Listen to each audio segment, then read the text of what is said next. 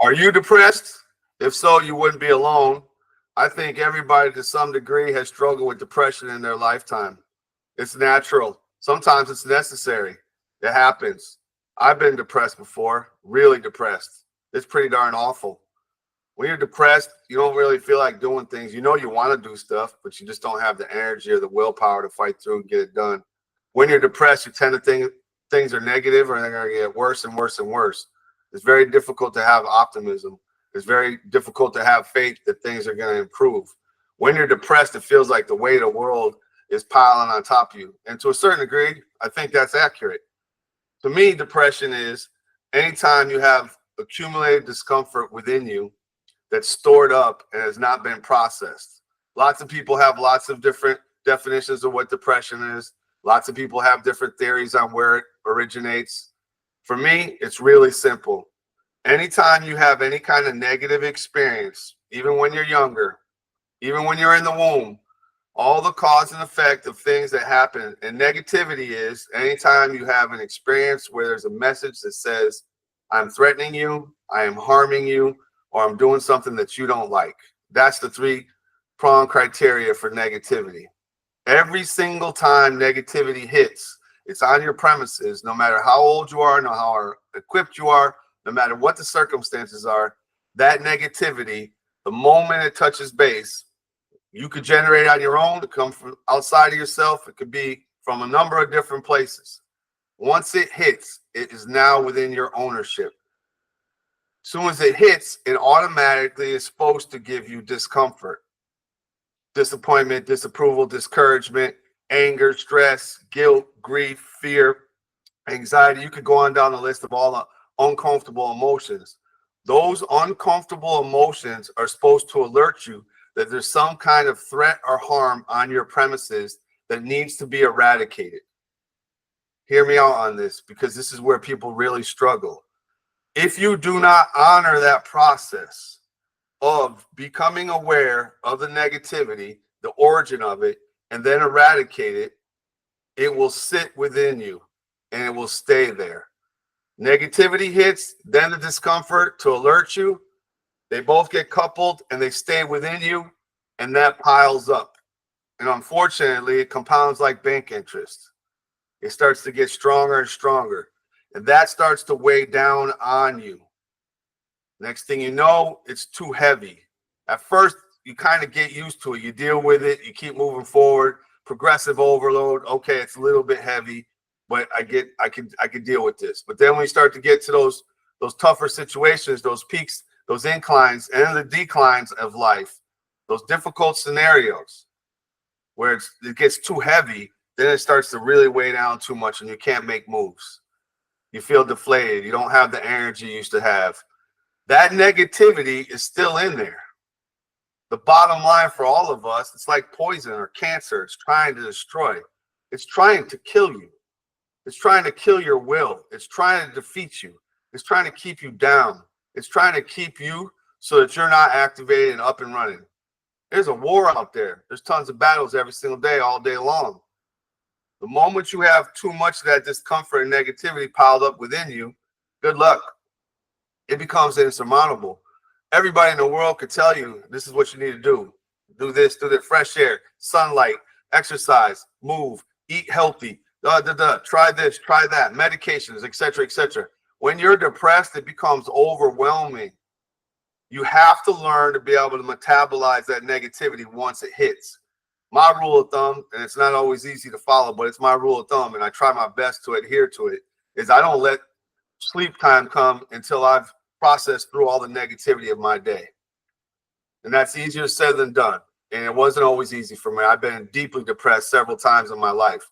All of my childhood experiences, all the negativity that piled up, all that discomfort was stored within me.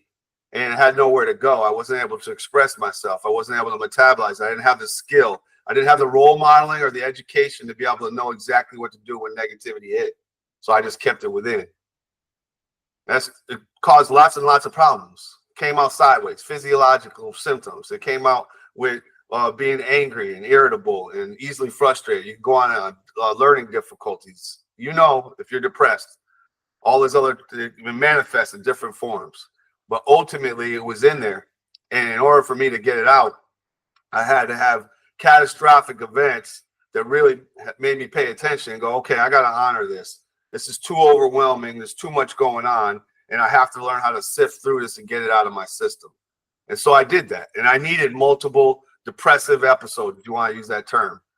I'm talking long-term, every day, all day for years struggle, but it was necessary. And I'm grateful for it because all that negativity was interjected within, all that negativity through cause and effect from my poor decision-making. All of it was piling up and it was overwhelming.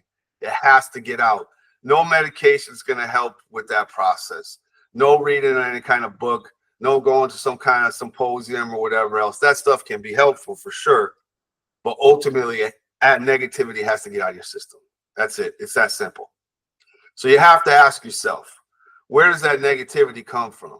You can look at it and you can blame, all right, well, my mom or dad or my siblings or my peers or whatever, they're the one, they bullied me or they called me names or they disapproved and rejected of me or they were disappointed. Whatever, you can blame people all day long.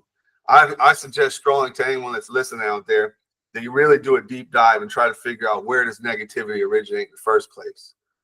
There's a saying out there, you know it, hurt people hurt people. I agree with it to a certain degree, and some degree, not so much. For this purposes, the bottom line is it has to come from somewhere. Where did it originate? Because let's say your mom or dad were negative towards you. Okay, well, how the heck did they get like that? Their mom and dad. You have to peel back the layers and figure it out. I'm not going to answer that question for you. I have my own theory on it. Ultimately, it's vital that you understand where the origin of that problem is. We love to affix blame. We love to target the source of negativity. And I think there's something good in that because I think you need to find the origin. But when we blame and we target the wrong origin, then we're in trouble because it's not foolproof. And so then it just becomes something that causes more negativity for us. We want to blame and then we want that person to be consequenced or punished or learn their lesson or for there to be some kind of level of fairness or to get ahead. But blaming doesn't work. Complaining doesn't work. Whining doesn't work. Justification doesn't work. None of that stuff works. The bottom line is whatever that negativity hits, no matter where it came from, you have to choose to responsibly manage that. I've been dancing around. What does that mean? What is the metabolic process for negativity? It starts with ownership, accepting that it's on your premises. Second, it comes to a decision. Am I going to responsibly manage this? Or am I going to irresponsibly manage it? Right here, real quick, let's take a little break. When you say that you're going to irresponsibly manage negativity, it's often not an intentional cognitive choice. It's a natural occurrence. And there's three main categories of things that we tend to do in order to reduce or eliminate the awareness and therefore the ownership of negativity on our premises. You know what those are? I want you to stop and think about that for a minute. These three categories are key because people do it all day long, every day. It's natural. It's somewhat normal.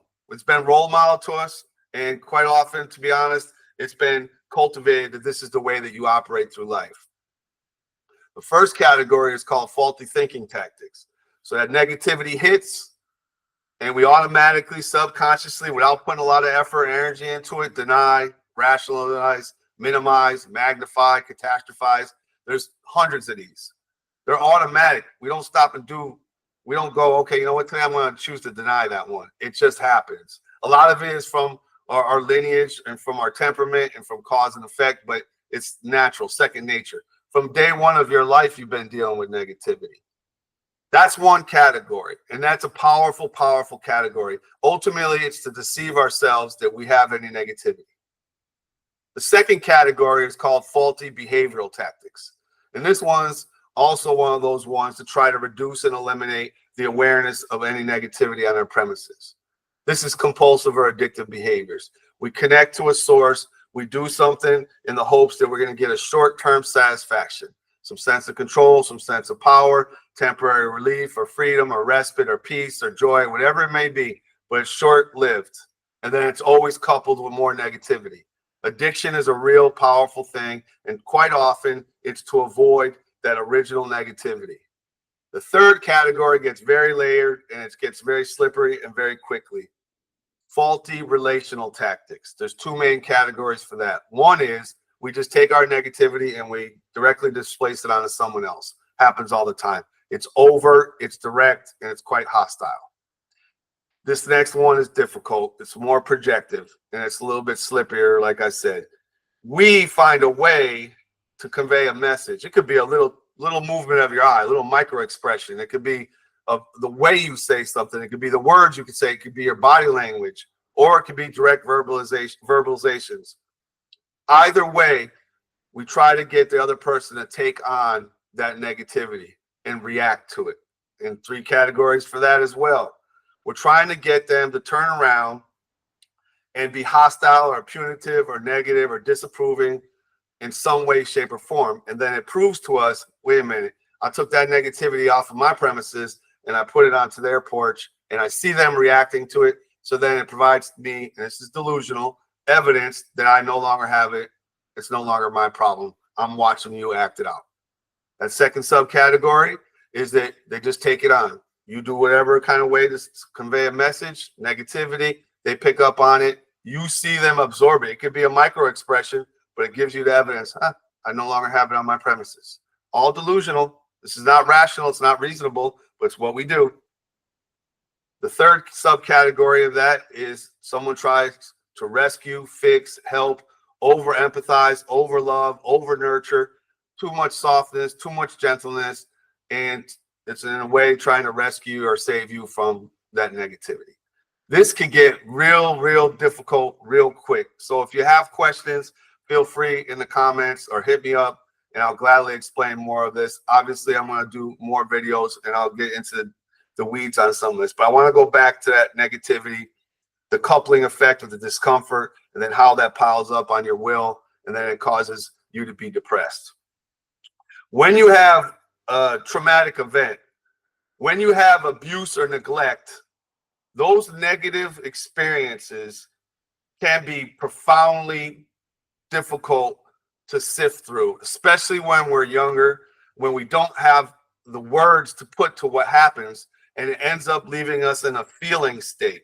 The difference between feeling and emotion is feeling is a physiological thing. You know, you can kind of feel it. There's differences, but ultimately you can't put words, so you can't put a cognition to it, and therefore it's not something that you can understand. And if you can't understand it, then you can't control it. And if you can't control it, you don't have power over it. That's why it's so imperative that we do as best as we can to protect our children and nurture them and provide progressive overload and training. We keep them as safe and secure as possible so that they can get their foundation built up. But all too often in this life, things are moving fast and furious. There's so much negativity swirling. Parents are struggling. You could go on for all the reasons why. But ultimately, we are not being trained for exactly what we need to do the moment negativity hits. I want you to think about this.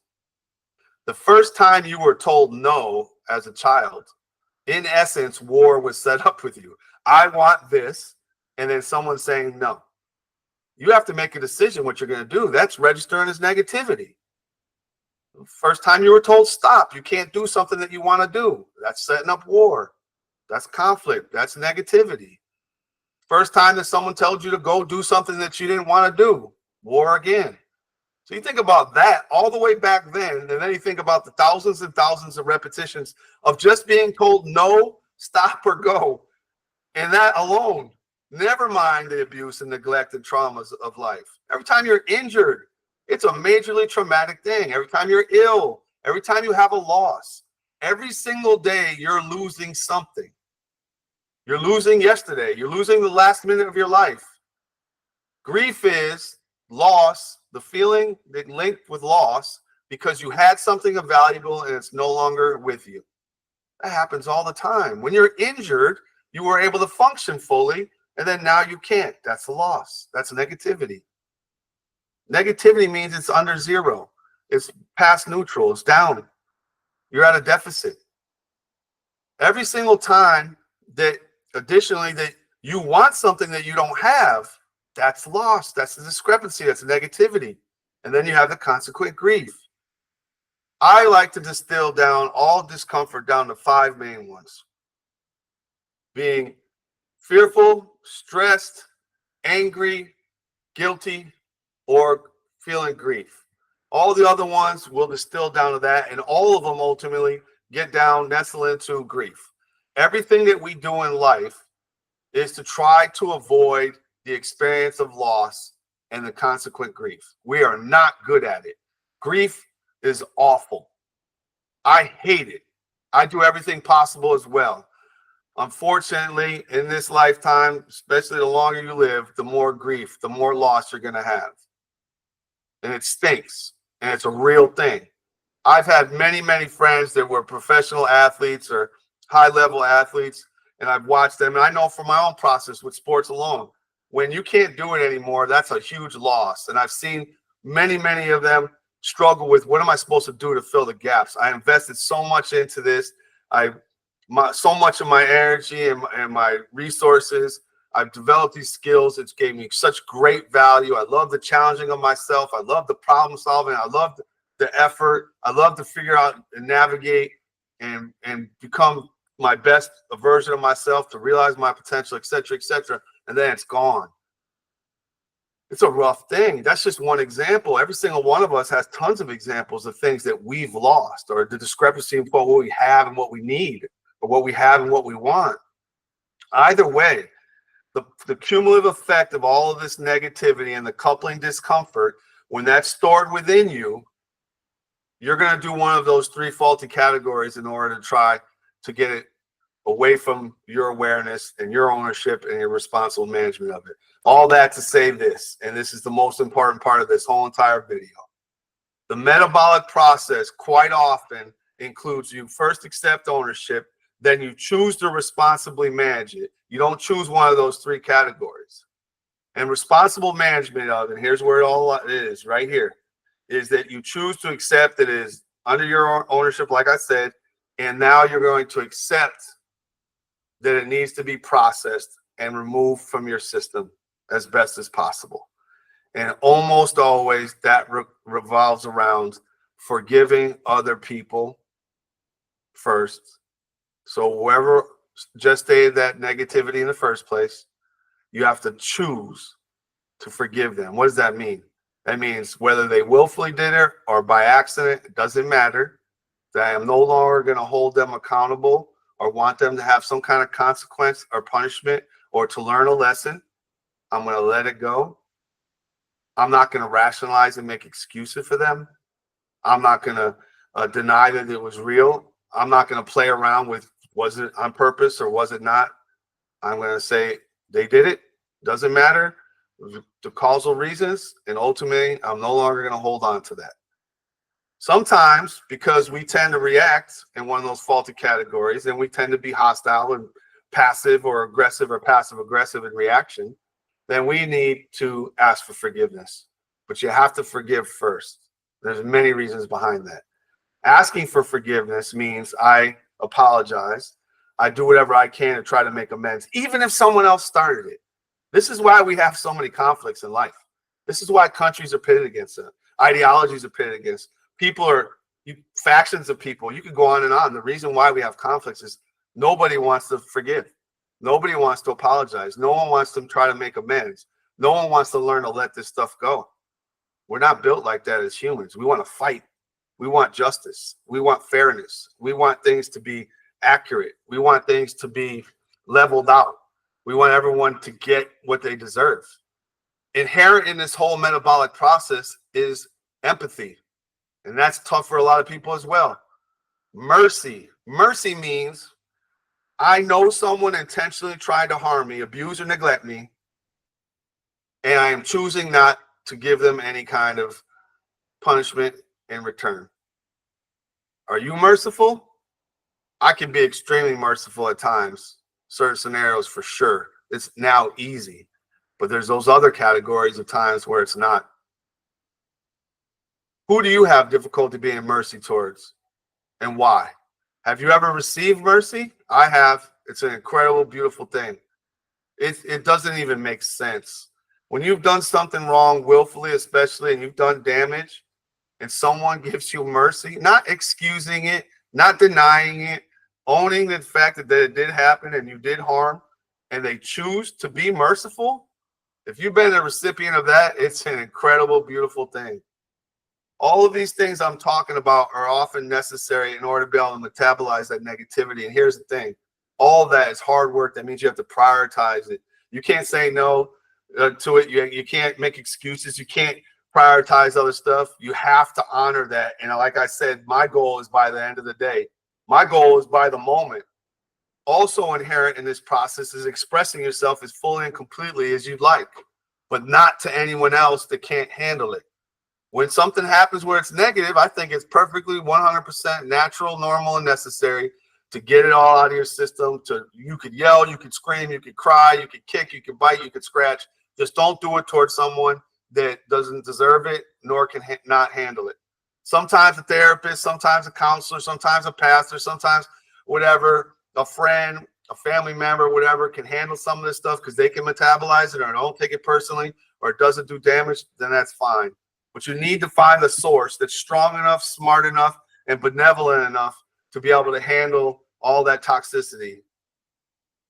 All of this is a lot of work. You stop and think, when you were a child, if your parents programmed you and taught you this and honored every single time, no stop and go, every single time there was abuse or neglect, every single drop of negativity that they walked you through the process, they role modeled to you, they took the time, they taught you, they honored you going through it and getting to the point where you realize that by doing that, you get to a place of peace, the absence of any negativity or conflict, the absence of any discomfort.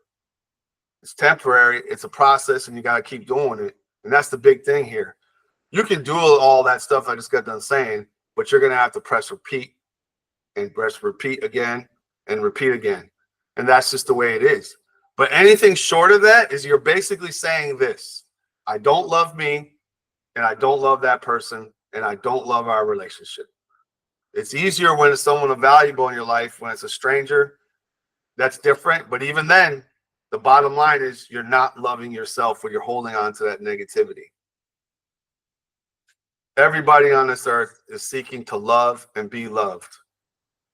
Every moment of every day, no matter what it is that we're doing, that should be the objective. We lose track of that sometimes. And in this day and age, with the way things are, it's very difficult to be loving to ourselves and to be loving to one another. We have to be merciful and forgiving. We have to apologize. We have to accept ownership. We have to come up with a game plan to be more proactive so we don't go down that road and be abusive and neglectful. All that to say this: depression is a real thing, as you know. If you're struggling with it, you can hear all these words and go, okay, yeah, yeah. And even then, it's going to be difficult. When it's really difficult and you can't do anything about it, even if you had a thorough understanding of all of it and knew exactly what you needed to do, that's where you have to seek that support. You need to find as many people or sources, good ones, solid ones, the best ones, that could help guide you through that. And sometimes, lots of times, oftentimes, for me personally, you got to seek a higher power, the highest power, the best power, the one that can handle it all the most. Because all of us people, we're fragile and we're weak and we make mistakes and we're inconsistent. You do what you want to do. I'm just here to provide some information for you. And if you choose to take on, great. If not, then so be it. I'm just a messenger. I'm trying to be of help.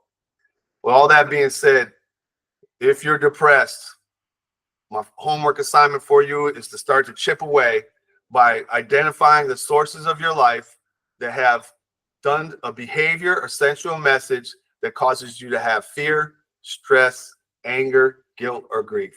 Do a historic log. Go through as much as you can recall. I know sometimes for some people it's difficult to remember this type of stuff, but go through and go, okay, mom, dad, brother, sister, uncle, coach, teacher, girlfriend, boyfriend, husband, wife, kids, whatever. Go through that whole list, generate that, and go, what have they done that I deem to be negative, threatening, harmful, or undesirable? What have they done that's caused those 5 uncomfortable reactions? Generate that list. Be more organized by this. Don't let it be chaos or confusion within you. Become more organized. This is part of the process. Ultimately, it's on you. You're the one to make the decisions about what you're going to do here. I know lots of people out there that will choose depression over loving themselves, and that makes me sad.